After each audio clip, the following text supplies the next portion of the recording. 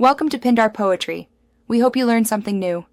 You're signed in, now go straight to Settings and open Team or Workspace roles. You need admin or manager privileges, so make sure your account shows elevated access. Once there, locate the specific user by name or email, then click to view their current role details.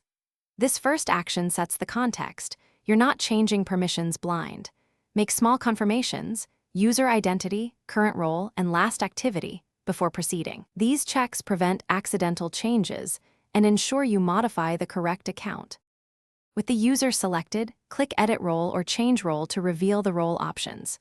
Choose the new role from the drop-down and pause to compare the permission summary Spike displays. This explains what the role grants. If Spike offers granular toggles, adjust read, write, and admin flags to fit responsibilities. Once configured, use Save Draft if you want a review window, or Save/Apply to enact changes immediately. Make sure to add a short note or reason for the change if the system logs audit entries. After saving, confirm the update by refreshing the roles list and verifying the user displays the new role. Then notify the user and any team lead so expectations align, and add a brief reason to the audit log for future reference.